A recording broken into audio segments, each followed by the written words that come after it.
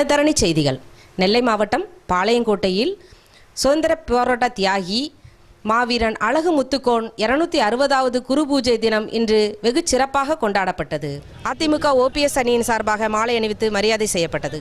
சுதந்திர போராட்ட வீரர் மாவீரன் அழகு முத்து யாதவ் அவர்களுடைய 258வது நினைவு நாள் இன்று